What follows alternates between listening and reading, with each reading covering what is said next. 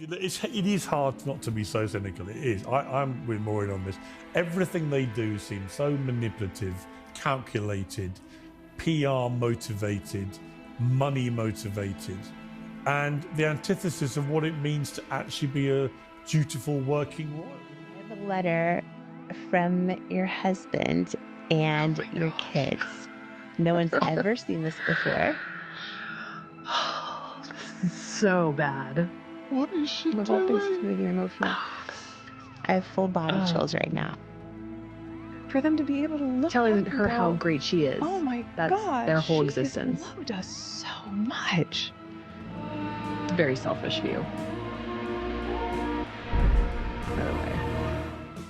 Meghan Markle just pulled off what might be her most awkward media move yet. For the first time ever, she appeared as a guest, not a host, on a podcast. Specifically, the Jamie Kern Lima Show, a feel-good, soft-focused space usually reserved for inspirational chats and life lessons. And while the setup was meant to show a raw, emotional side of Meghan, the internet wasn't buying it. From the second she walked onto the set, barefaced, hair loosely tied, and barefoot, it was clear the goal was vulnerability. But what audiences saw instead was performance. She is a makeup entrepreneur, and they both sit there and and they both sit there and gloat about how the fact that they're being so raw that they're not wearing makeup so that they can cry.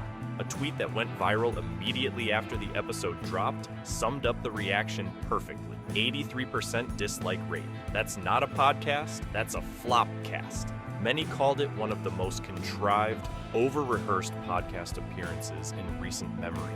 And then came the tears. In one emotional moment, Meghan reads a letter to her children. Her voice cracks. She places a hand over her chest, but no actual tears fall. Critics were quick to call it crocodile tears, a PR stunt dressed as raw emotion. It didn't take long for Megyn Kelly to jump on the moment, too. In her breakdown, she freezes the frame, zooms in, and points out what everyone was thinking. No tears, just expressions. She didn't put eye makeup on. And she also is pretending like she's crying. And we did a zero in, like we zoomed in just to see. There isn't a tear in sight, Dan. Look at this. I invite the viewers to take a close-up look at this. Where's the tear? There's nothing there. Look, it's an actor's trick. She just keeps wiping and wiping and wiping. So we think she has a heart. And this isn't new for Meghan.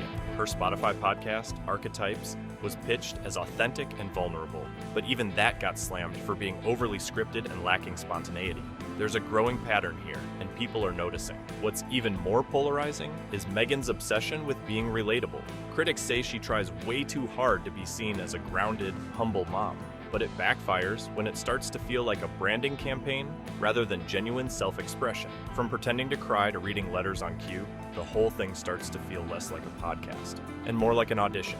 Still, this isn't just about one bad episode or one fake tear. This moment has unlocked a wave of backlash from major voices because Piers Morgan has entered the chat and he's not holding back. He just torched Meghan Markle's emotional act, and what he said next might be the most brutal takedown yet. Piers Morgan has never been one to hold back, especially when it comes to Meghan Markle. Right after her viral, tearless podcast moment, Piers took the opportunity to unleash another brutal takedown. And let's just say, he didn't mince words. He called her new Netflix series With Love, Meghan Unwatchable. According to him, the entire show was nothing more than a vanity project, a collection of people sitting around telling Meghan how incredible she is. And that critique didn't stop at her show. Piers blasted both Meghan and Prince Harry as emotional con artists, accusing them of faking vulnerability purely for sympathy and brand deals. He painted a picture of two people constantly rebranding, from Hollywood hustle to barefoot humility,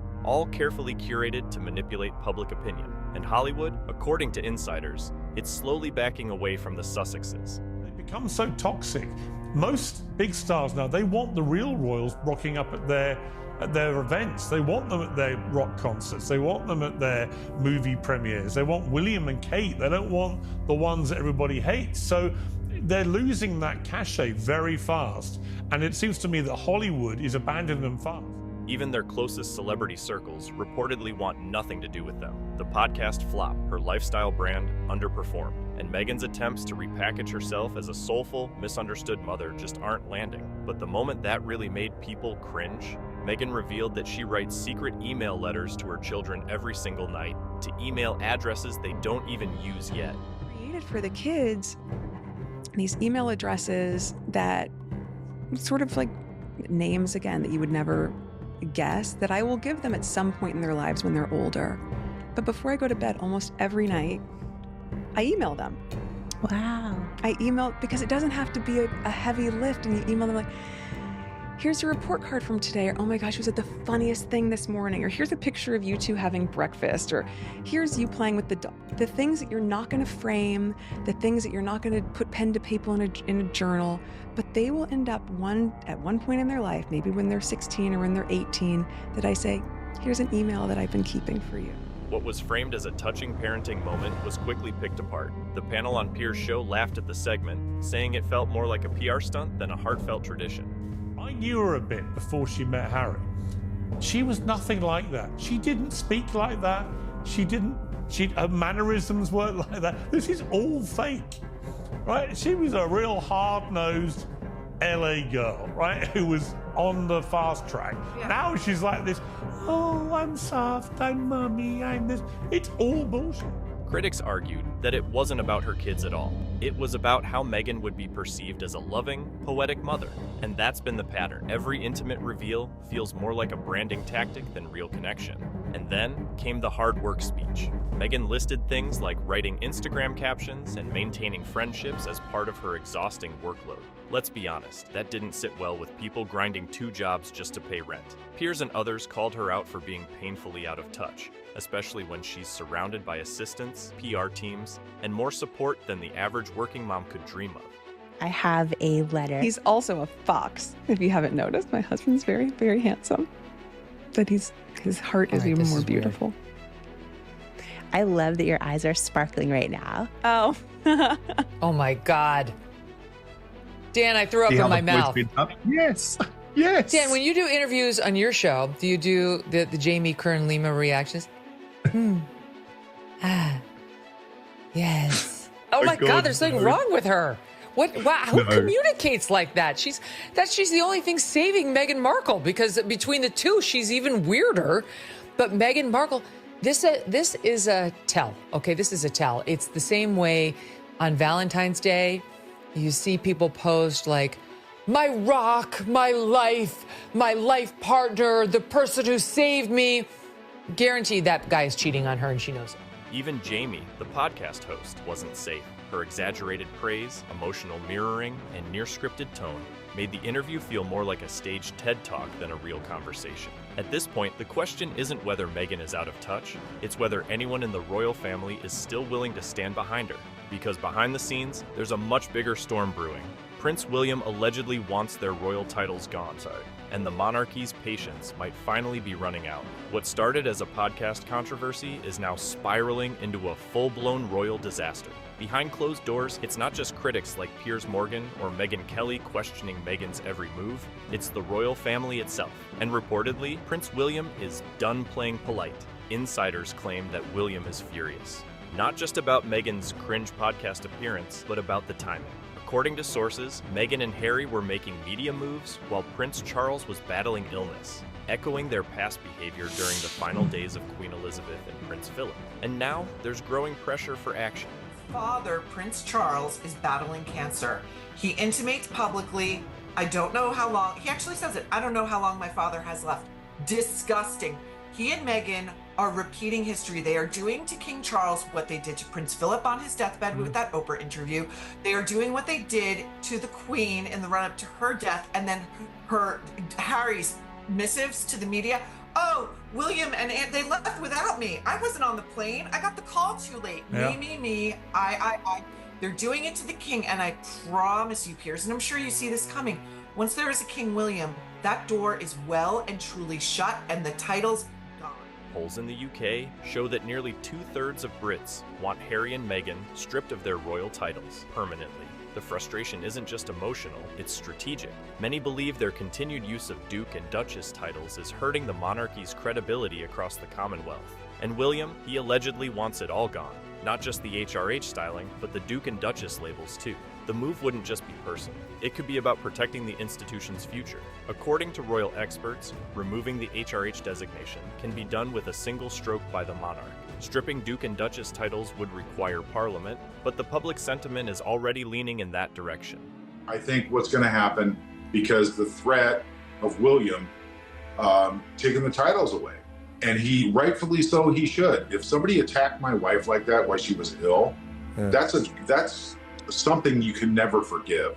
Somebody talks so much trash about me, burns every single bridge, and then begs for forgiveness because their popularity sucks and they're in the gutter. And then you try and go crawling back, you know, and you want to go back and you make this big story up. It's such garbage. But I think once the titles get stripped, you know, I think Harry's done. Even Meghan's own brother, Thomas Markle Jr., publicly claimed that Meghan ruined Harry's life and suggested she'll leave him the moment his royal status is officially revoked. It's a brutal accusation, but one that many fans online echoed after her latest podcast meltdown. And with Meghan being ridiculed across platforms, reports are now surfacing that she may be seeking therapy due to the increasing volume of online backlash. Whether true or exaggerated, it speaks to the mounting pressure that's building around the couple. The irony? Meghan's attempts to reshape her public image through emotional podcasting, raw storytelling, and poetic parenting moments might have triggered the exact opposite effect. Not empathy, but institutional retaliation. And the clock might be ticking faster than ever, because when William takes the throne, insiders say he's fully prepared to pull the final trigger on their titles. Not as revenge, but to protect the royal brand. It's no longer a family feud, it's brand warfare, and the crown is choosing self-preservation. So now the real question is, how much longer can Meghan Markle hold on before everything? The fame, the influence, and even the marriage starts to fall apart. So where does that leave Meghan Markle? From emotional podcast performances to viral backlash, from royal tension to possible title removals, this entire saga has become more than just a PR misstep. Meanwhile, Meghan's team reportedly believes the backlash is bullying, that she's being unfairly targeted just for showing emotion, that her podcast was supposed to be a healing space, not a war zone. But here's the thing, the internet doesn't forget, and when moments feel curated instead of sincere, audiences notice. The fake crying clip, the secret email monologue, the overworked speech, none of it landed the way it was meant to, and now the fallout is no longer just about public opinion. It's personal, it's institutional. Even family members, from Prince William to Meghan's own brother, are speaking out. Titles may be stripped, relationships may be fractured for good. So what do you think? Is Meghan being unfairly judged? Or is this the consequence of overproduced vulnerability in an era of digital transparency? Let us know down below. We'll see you next time.